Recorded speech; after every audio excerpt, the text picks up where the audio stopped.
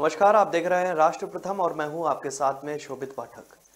बात विपक्ष की कार्यक्रम में आप सभी का बहुत बहुत स्वागत है। इस कार्यक्रम का मुख्य उद्देश्य देश में गुमनाम हो रहे विपक्ष के मुद्दों को उठाना है। हालांकि हम वर्तमान सरकारों के द्वारा अच्छे कामों का भी जिक्र करेंगे।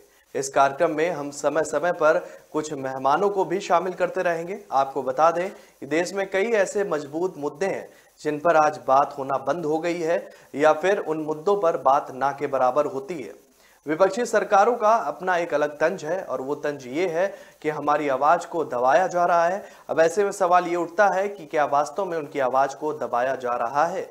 ये भी एक बड़ा सवाल है। अब ऐसे में वर्तमान सरकारों की हम बात करें तो सरकारों की तरफ से साफ किया जाता है कि समस्या कोई भी हो, हम उस समस्या को दूर करने के लिए भरसक प्रयास करते रहेंगे या कर रहे हैं, जिससे उस समस्या को दूर किया जा सके। फिलहाल काफी कुछ है बात करने को लेकर, तो आज हम कार्यक्रम की शुरुआत करेंगे अखिलेश यादव के राजनीतिक जीवन के सफर के बारे में। अखिलेश यादव समाजवादी पार्टी के नए नेताजी की भूमिका को कितना बखूबी से निभा पाएंगे, इस पर भी हम जिक्र करेंगे। कुछ साल पहले अक्टूबर महीने में लखनऊ में समाजवादी पार्टी के सभी विधानसभा सदस्यों, विधान परिषद सदस्यों, पूर्व सांसदों और पूर्व विधायकों, पूर्व विधान परिषद सदस्य और प्रत्याशियों की संयुक्त बैठक में उत्तर प्रदेश के पूर्व मुख्यमंत्री अखिलेश यादव ने बहुत ही भावुक भाषण दिया था। इस भाषण के जरिए उन्होंने यह साबित करने की कोशिश की थी कि वह अपने पिता की बात कितना मानते हैं। भाषण में उन्होंने बताया कि नेताजी ने कहा कि इन्हें मंत्री पद से हटा दो, हमने हटा दिया। नेताजी ने कहा कि इन्हें फिर से मंत्री बना दो, हमने बना दिया। नेताजी ने कहा कि इन्हें मुख्य सचिव पद से हटा दो, हमने उनको हटा दिया। लेकिन नेताजी इसके बावजूद हमसे नाराज रहे। सियासी माहौल में पूरे 4 साल यह चर्चा रही कि उत्तर प्रदेश में 4.5 मुख्यमंत्री काम कर रहे हैं। कहा जाता था कि मुलायम, शिवपाल, रामगोपाल और आजम खां प्रदेश के 4 मुख्यमंत्री हैं। अखिलेश सिर्फ आधे मुख्यमंत्री की भूमिका में रहे, मगर उसी लखनऊ में साल 15 जनवरी को मुलायम सिंह ने पार्टी कार्यकर्ताओं से बातचीत में कहा था कि अखिलेश मेरी बात नहीं सुन रहे हैं। कई बार बुलाया मगर वो नहीं आए।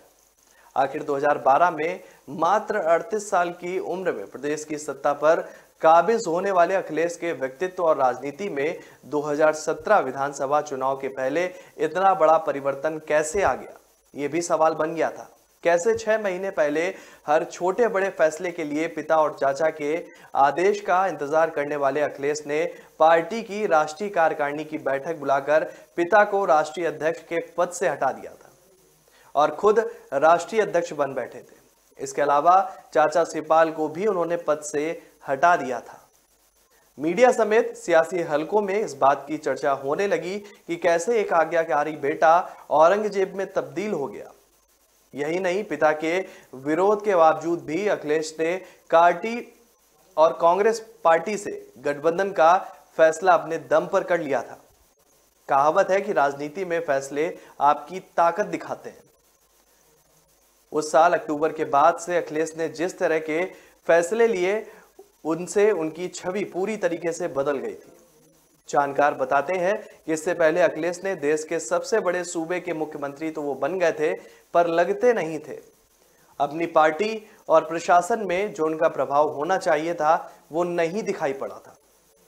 कई मौकों पर वह रबर स्टैंप मुख्यमंत्री भी नजर आए थे। कई बार पिता मुलायम सिंह यादव समेत पार्टी के अन्य छोटे बड़े सदस्य अखिलेश के बारे में जब भी बात करते थे तो भाव आता था कि वह मुख्यमंत्री पद के लायक नहीं है, लेकिन सिर्फ नेताजी का पुत्र होने के चलते उन्हें कुर्सी मिल गई थी। अखिलेश भी पिछले 4.5 साल के कार्यकाल में अपने राजनीतिक व्यवहार से इस बात को सच ठहराते हुए नजर आए थे। आखिर अखिलेश में इतना साहस आया कहां से, यह भी सवाल बना था और उन्हें इसकी ताकत कहां से मिली। कमोवेश चुप रहने वाला और पिता का हर आदेश मानने वाला कथित आज्ञाकारी बेटा बगावत क्यों कर बैठा था? दरअसल शिवपाल यादव, अमर सिंह, मुलायम सिंह यादव की पत्नी और कुछ अन्य लोगों का एक समूह था जो मुलायम सिंह यानी कि नेताजी पर हावी रहता था। इस समूह ने ऐसा माहौल बनाया कि अखिलेश को मुख्यमंत्री पद से हटा दिया जाए। अखिलेश ने भी 4 साल मुख्यमंत्री के रूप में कोई काम उस तरीके से नहीं किया जो वो गुट चाहता था। फैसले बाकी सारे लोग लेते रहे और अखिलेश बस मुख्यमंत्री बने रहे। वे आगे कहते हैं, लेकिन जब अखिलेश को ऐसा लगा कि वे हटा दिए जाएंगे तब उन्होंने फैसले लेने शुरू किए। यह अखिलेश में अचानक हुआ बदलाव नहीं था। जब उन्हें अपने अस्तित्व पर संकट मंडराता हुआ नजर आया तो उन्होंने विद्रोह करना शुरू कर दिया था। फिलहाल जब अखिलेश ने विद्रोह किया तो बाकी सारे दिग्गज धराशायी होते गए। उन्हें सबसे ज्यादा ताकत तब मिली जब चुनाव आयोग में उनके धड़े को जीत मिल गई थी। परिवार समेत पार्टी में छिड़ी इस लड़ाई में एक तरफ अखिलेश, रामगोपाल तो दूसरी तरफ मुलायम, शिवपाल और अमर सिंह जैसे नेता मौजूद थे। इस जीत से उनकी छवि को बदल दिया गया और जानकारों का कहना था कि अखिलेश को इससे पहले राजनीति में सब कुछ तश्तरी में सजा कर मिला था। अखिलेश यादव बदलाव की लहर किताब में एक पत्रकार लिखते हैं कि अखिलेश शादी के बाद देहरादून के एक शॉपिंग कॉम्प्लेक्स में घूम रहे थे जब नेताजी मतलब मुलायम सिंह यादव ने साल 2000 के आम चुनाव में कन्नौज से चुनाव लड़ने के लिए कहा था। किताब में आगे बताया गया है कि कैसे मुलायम सिंह यादव ने कन्नौज से अखिलेश को जिताने के लिए जी तोड़ मेहनत की थी।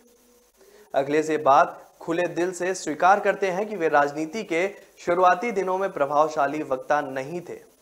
वे अधिक से अधिक 3 लाइन बोल पाते थे और इससे ज्यादा नहीं। फोटो पत्रकार एक हैं, वरिष्ठ पत्रकार हैं, वो लिखते हैं कि अखिलेश के बचपन को याद करते हुए उन्होंने कहा कि 1994 में वह मुलायम सिंह यादव से मिलने उनके आवास पहुंचे थे जहां पर वह पहली बार अखिलेश से मिले थे। उस दौरान भी अखिलेश बहुत शर्मीले थे और पिताजी को बाकी सबकी तरह नेताजी बोला करते थे। अखिलेश मुलायम का रिश्ता पिता पुत्र के बजाय बहुत औपचारिक था।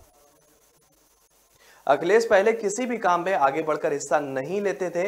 इसका कारण भी यह था कि इनके पिताजी चाचा जी हर चीज आगे बढ़कर खुद किया करते थे। अपनी एक मुलाकात का जिक्र करते हुए पत्रकार बताते हैं कि एक बार मैंने अखिलेश से कहा था कि आप अपने आप को नेता भी बनाओ और मुख्यमंत्री तो आप बन गए हो, नेता मगर अभी बन नहीं पाए हो। आप सुपर कमांड हो, ये दिखना भी चाहिए। तो उनका जवाब था कि मैं नेताजी के खिलाफ बगावत थोड़े ही कर सकता हूं। मैंने कहा, अरे बगावत नहीं, पिता को समझाओ, आपने राजनीतिक जीवन जी लिया है, अब मौका हमें मिलना चाहिए, अब मुझे भी जी लेने दो। तो उनका जवाब था कि आप ही समझा दो। अखिलेश का कहना था कि हमारे नेताजी के बीच का संबंध ऐसा नहीं है जैसा आप लोग समझते हैं। हम कभी राजनीतिक बातें नहीं करते हैं। नेताजी हमसे कहते हैं कि आप ये काम कर दीजिए तो हम कर देते हैं। हालांकि सन 2012 के अखिलेश और 2017 के अखिलेश में बड़ा बदलाव आ चुका था। ठीक से अपनी बात ना रख पाने वाले अखिलेश ने प्रदेश की जनता से संवाद करना शुरू कर दिया था और इसके अलावा वह यह भी दावा कर रहे थे कि उनका काम बोलता है और काम बोलता ही है। उनके चुनाव प्रचार की टैगलाइन ही यही थी। समाजवादी पार्टी में पिछले कुछ महीनों से चल रही कलह निपटकर अखिलेश एक लड़ाई जीत चुके थे। मनमोहन शर्मा भी इस लड़ाई के दौरान अखिलेश की भूमिका को विनम्र बागी की तरह उसका उन्होंने जिक्र किया था। मनमोहन कहते हैं कि अखिलेश पुत्र और भतीजा होने के साथ साथ प्रदेश के मुख्यमंत्री भी थे। उन्होंने अपने इसी कर्तव्य का निर्वाह किया था और जब तक वह अनुभवहीन थे तब तक उन्होंने अपने पिता और चाचा की सारी बातें मानी, लेकिन जब उनके अंदर समझ आई तो उन्हें लगा कि पिता चाचा की बात मानने से उनकी छवि खराब हो रही है, तो उन्होंने मानना बंद कर दिया था। हालांकि इस दौरान उन्होंने पिता और चाचा के खिलाफ कुछ नहीं बोला था और ना ही किसी को बोलने दिया था।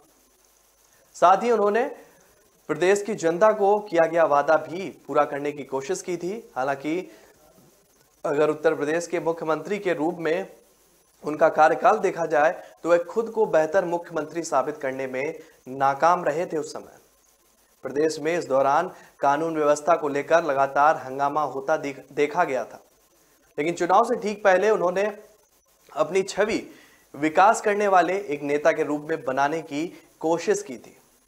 समाजवादी पार्टी में मचे इस घमासान ने अखिलेश की छवि को और भी मजबूत किया था। आज की स्थिति यह हो गई थी कि लोग मान रहे थे कि 2012 के बाद से कानून व्यवस्था समेत सरकार की जो दूसरी खामियां थीं उसके लिए शिवपाल समेत दूसरे नेता जिम्मेदार थे और अखिलेश प्रदेश का विकास के पथ पर प्रदेश को ले जाने के लिए हर भरकस कोशिश कर रहे थे। हालांकि उनकी ये छवि चुनाव में उनके लिए कितनी कारगर दिखी, ये तो चुनाव नतीजों ने साबित कर दिया था। वैसे जानकारों का एक तबका मानता था कि उत्तर प्रदेश में चुनाव विकास के मुद्दे पर नहीं होता था। हर राजनीतिक दल अपने चुनाव प्रचार की शुरुआत विकास के दावे के साथ करते थे, लेकिन अंतिम नतीजा जाति और मजहब की गोलबंदी से तय होता था।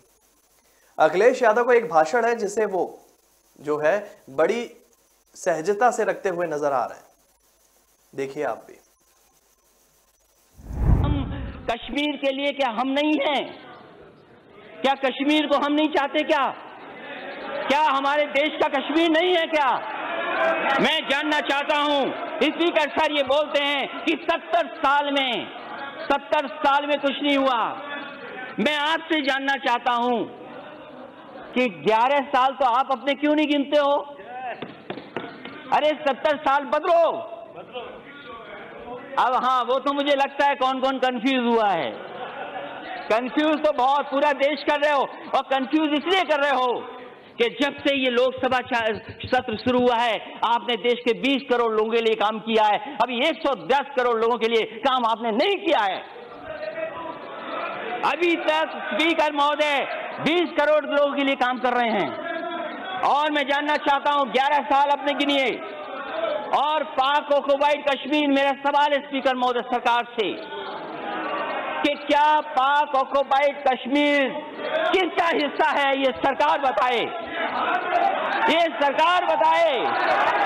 और ये बताइए कॉन्स्टिट्यूएंट असेंबली में, स्पीकर सर, कॉन्स्टिट्यूएंट असेंबली में बताइए 24 सीटें खाली हैं कि नहीं खाली हैं? अभी आप क्यों नहीं भर पाए?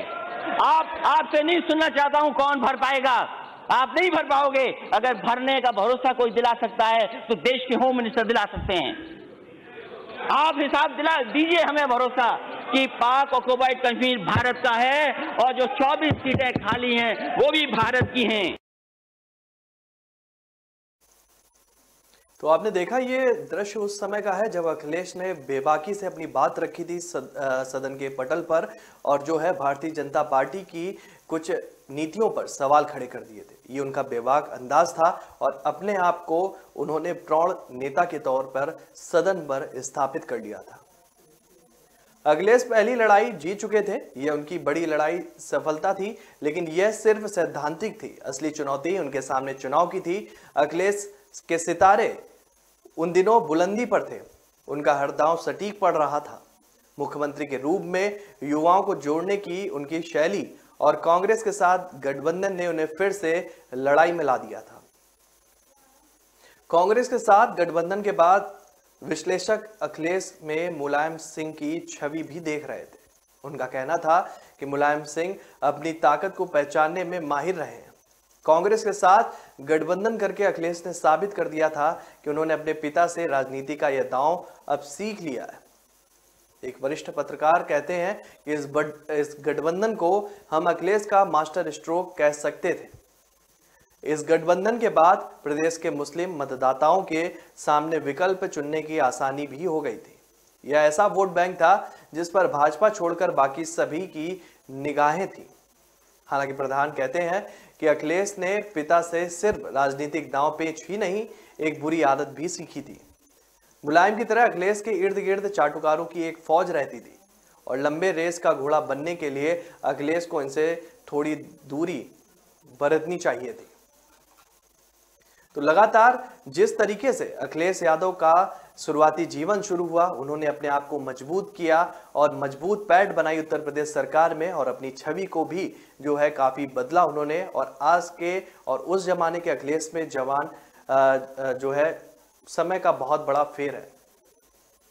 आज के अखिलेश कैसे हैं? आज वो मंचों से सार्वजनिक रूप से अपनी बात रखते हैं। उनके साथ जो है कार्यकर्ताओं का जोश देखते हुए बनता है। हालांकि वो इस दौरान कई बार ये भी आरोप लगाते हैं कि विपक्षी सरकारों को जो है दबाया जा रहा है। जो सत्तारूढ़ सरकार है, जो भारतीय जनता पार्टी की सरकार है, वो उत्तर प्रदेश में हम मजबूत विपक्ष को नहीं चाहती है, जिसके लिए जो है वो जीतोड़ मेहनत कर रही है और यहाँ तक कि जांच एजेंसियों का भी दुरुपयोग किया जा रहा है। अखिलेश यादव का एक और बयान है, मैं चाहूंगा कि वो आप तक पहुंचे।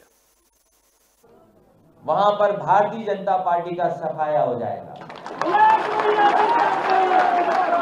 भारतीय जनता पार्टी ढूंढेगी कि उनके प्रत्याशी कहां हैं। इसीलिए समाजवादियों ने कहा है कि अब की बार 400 पार। लोगों ने कम सीट के लिए नारा लगाया, लेकिन इस बार समाजवादियों ने लगाया है और उसमें डॉक्टर चौहान, संजय सिंह चौहान जी, महान दल और दल भी मिलकर के हम लोगों का प्रयास होगा जनता को साथ लेकर के, क्योंकि जनता में इतनी नाराजगी है जिसकी आप कल्पना नहीं कर सकते। जनता एक दिन भी भारतीय जनता पार्टी की सरकार को देखना नहीं चाहती। किसानों की आय दोगुनी नहीं हुई, किसान की पैदावार की आय दोगुनी नहीं हुई। भारतीय जनता पार्टी ने जहां किसानों का कर्ज माफ करने का कहा था और वहीं कहा कि जो पैदावार होगी, उसकी जो आय होगी किसान की, उसको हम दोगुना कर देंगे। तो किसानों की पैदावार की आय तो दोगुनी नहीं हुई, लेकिन सिलेंडर कितना हो गया? दोगुना हो गया कि नहीं हो गया?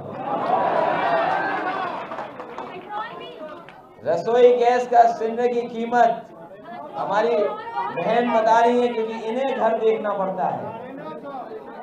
ये जो हमारी बहनें खड़ी हैं, ये बता रही हैं कि सिलेंडर की कीमत दुगनी हो गई है और ये अब घर नहीं चला पा रही हैं और कई हजार रुपया अब इनको ज्यादा खर्च करना पड़ रहा है केवल घर चलाने के लिए।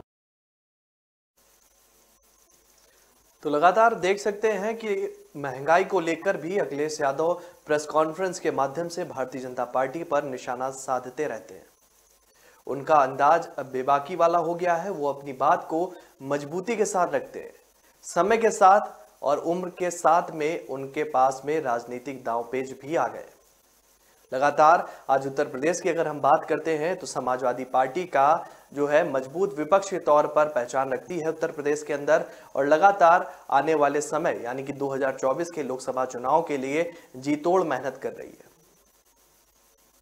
निश्चित ही तौर पर 2 दिनों पहले जो है नेताजी मुलायम सिंह यादव के निधन की खबर ने समाजवादियों को और पूरे देश की जनता को एक बार झकझोर दिया था। लेकिन अब देखने वाली बात यह होगी कि अखिलेश जो है जब समाजवादी पार्टी के शीर्ष नेता मुलायम सिंह यादव थे तब उन्होंने बढ़ चढ़कर अपनी ताकत और आजमाइश को दिखाया था और संगठन को मजबूत किया था। अब उनके नहीं रहने पर अखिलेश किस तरीके से अपनी मजबूती को और मजबूत करेंगे और जनता के बीच में क्या वो जो मुलायम सिंह यादव की छवि थी उस छवि को भी बना पाएंगे। एक बयान और है अखिलेश यादव का, हम चाहते हैं वो आप सुने। के क्षेत्र में जो काम कर रहे हैं वो सबसे आगे अपने देश में, जिनके सबसे ज्यादा फॉलोअर।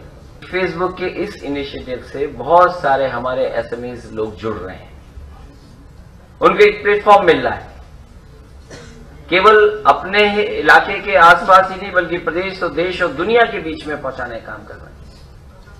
और अगर इस इनिशिएटिव में फेसबुक और सोशल मीडिया के कोई भी लोग आएंगे तो ये सरकार उनका स्वागत करेगी। इस काम को कैसे आगे बढ़ाया जा सके उस दिशा में हम लोग काम करेंगे।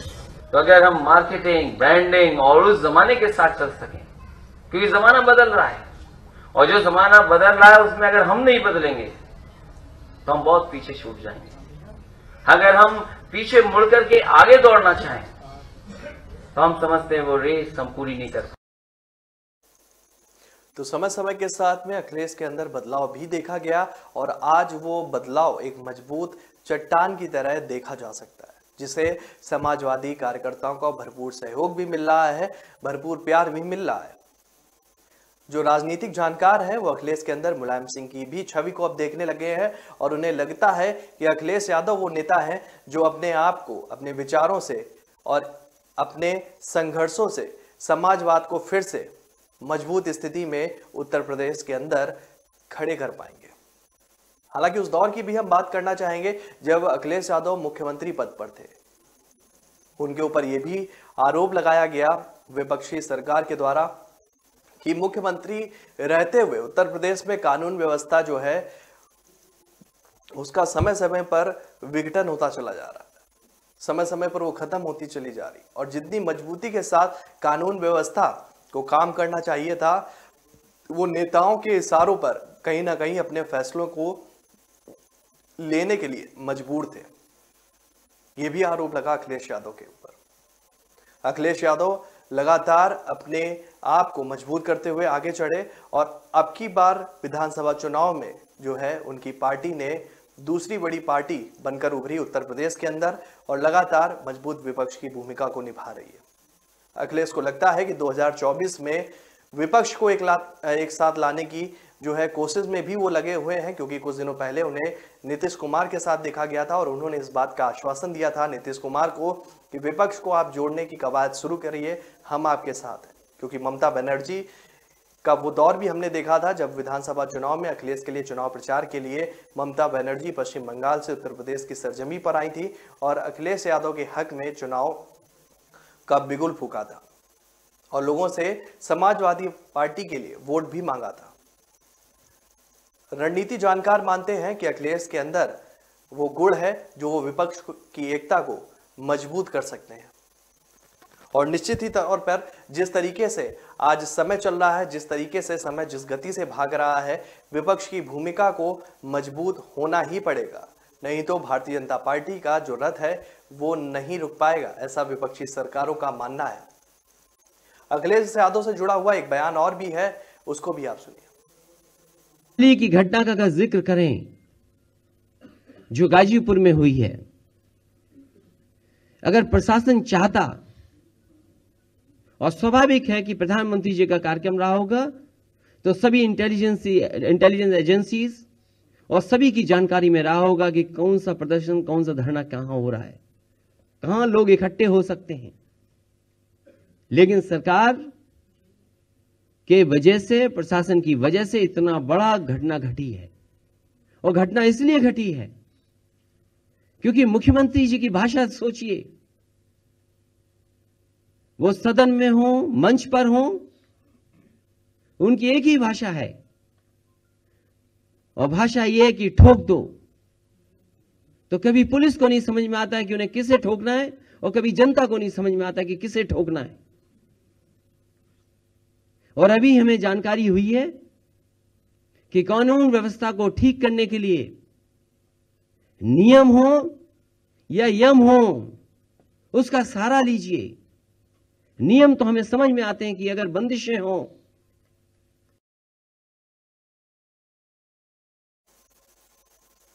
तो अखिलेश यादव अक्सर कहते हुए भी देखे जाते हैं कि जिस तरीके से प्रशासन आज उत्तर प्रदेश में काम कर रहा है, उसकी एक ही नीत है कि बुलडोजर चला दो, ठोक दो, और कहीं ना कहीं ये विकल्प जो है कानून व्यवस्था को ये तालमेल और सामंजस्य की स्थिति में नहीं रखता है। अब देखने वाली बात ये होगी कि अखिलेश यादव जो है अपने राजनीतिक सफर को, राजनीति मजबूती को और राजनीति उतार चढ़ाव को किस तरीके से बैलेंस करके उत्तर प्रदेश की राजनीति में फिर से मुकाम हासिल करते हैं, क्योंकि लगातार ये उनके लिए भी चुनौती है, क्योंकि समाजवादी पार्टी को मजबूती की पहचान दिलाना उत्तर प्रदेश में अब पूरा दायित्व अखिलेश यादव के कंधे पर है। अब देखने वाली बात ये होगी कि अखिलेश यादव अपने इस दायित्व का निर्वहन कैसे करते हैं, ये तो आने वाला समय ही बताएगा। तो फिलहाल हमारी इस खास पेशकश में आज के लिए इतना ही। हम कल फिर हाजिर होंगे अपने इस खास प्रोग्राम के साथ। तब तक हमें दीजिए इजाजत। नमस्कार।